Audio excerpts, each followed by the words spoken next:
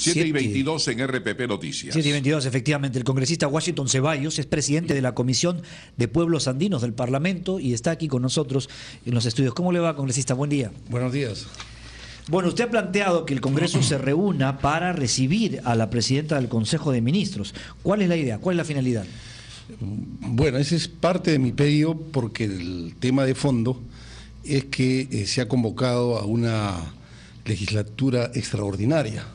Sí. Nosotros, que venimos desde hace un año como presidente de la comisión, como miembro de la comisión, y no solamente nosotros, sino la Defensoría del Pueblo, los organismos representativos de los pueblos indígenas, y yo creo todo el mundo pidiendo de que se trate la ley de la consulta, que como vemos no está en la agenda de esta legislatura extraordinaria.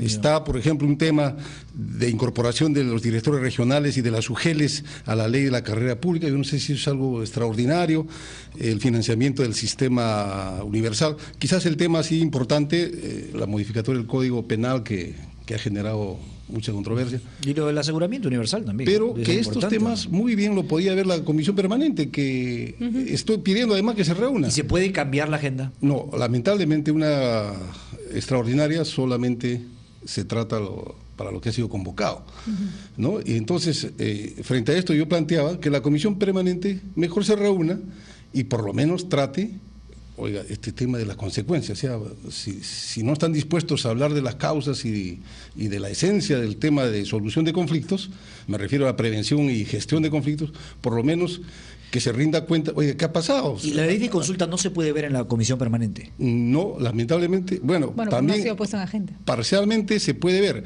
Lo que pasa es que la ley de la consulta fue aprobada, para recordar, el año pasado, en mayo, ¿no? Por casi todas las fuerzas políticas. Esto es interesante.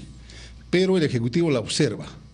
Frente a esa observación se pronuncia la Comisión de Constitución por el allanamiento, es decir, acepta las observaciones del Ejecutivo, y nosotros, como Comisión de Pueblos Andinos, por la insistencia. Entonces, esto se debió ver en el Pleno a lo largo de todo este año. A pesar de las insistencias, no se ha visto. Y en la Comisión Permanente lo único que se puede ver es el allanamiento.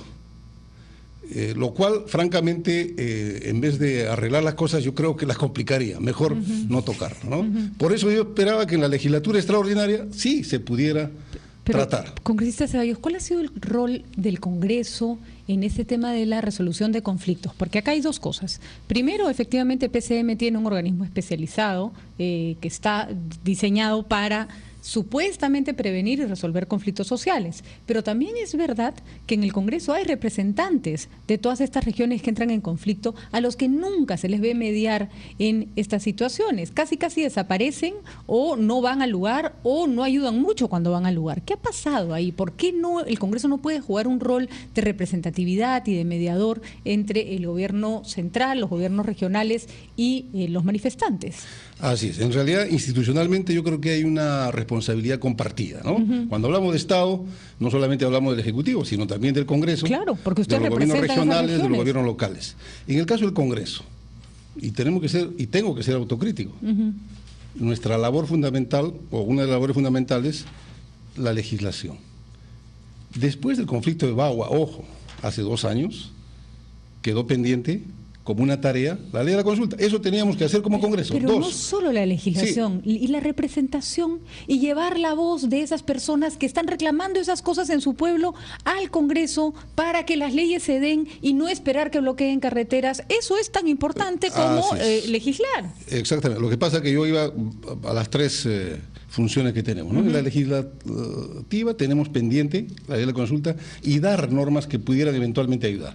En el tema de fiscalización, deberíamos también, ahí tenemos un rol, ver qué está haciendo justamente el Estado, qué está haciendo energía y mina, qué está haciendo ambiente, qué está haciendo en estos temas.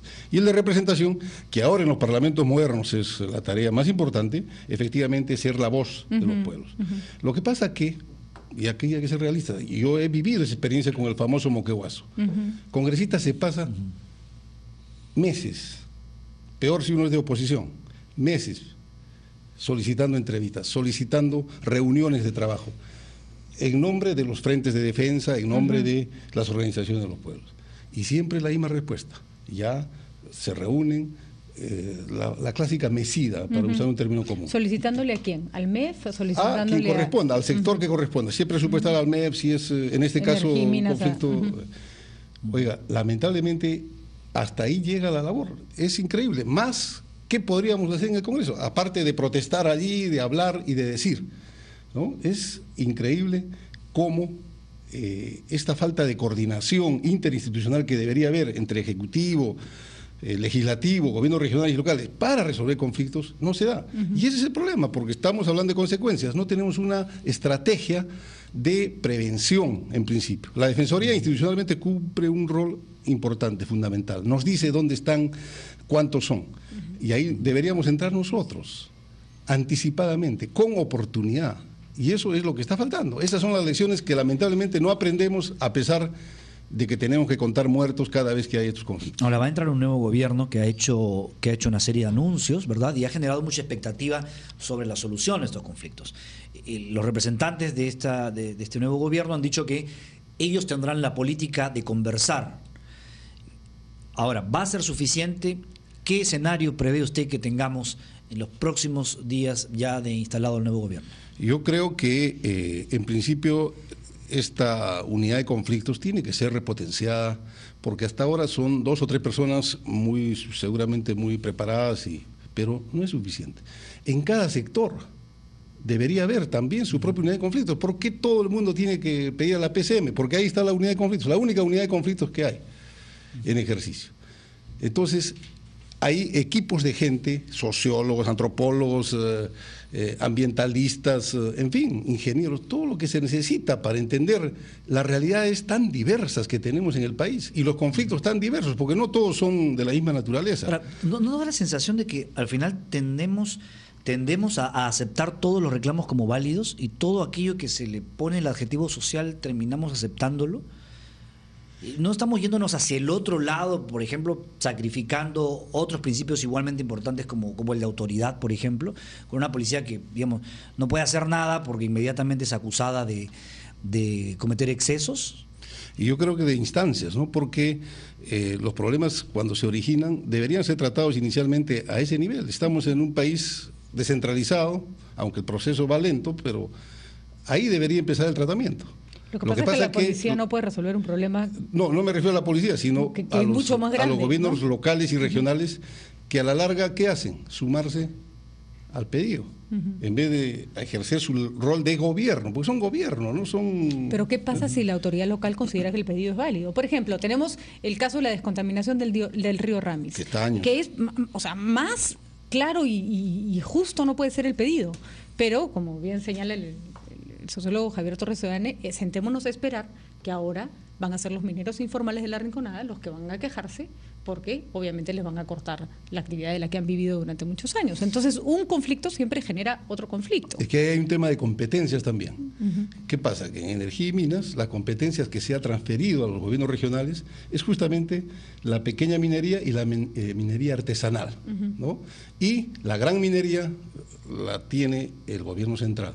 Y ahí viene entonces lo que yo decía de instancias. Si se trata de un problema de pequeña minería artesanal, como hay muchos en Puno, debería ser los gobiernos regionales. Pero ¿qué pasa con los gobiernos regionales? Que les han transferido la competencia, la función, pero no les han transferido los recursos, ni presupuestales, ni humanos, sobre todo, que conozcan, que sepan del tema. Entonces, usted va a cualquier región, a la Dirección Regional de Energía y Minas, y va a encontrar que es una institución de 2 o 3 personas que no hacen más que ser mesa de partes, ¿no? Entonces, creo que tenemos que reforzar la institucionalidad en los 3 niveles, ¿no? Desde abajo hasta arriba, pero trabajando coordinadamente, concertadamente, que eso es lo que no ocurre, y diseñando una estrategia preventiva.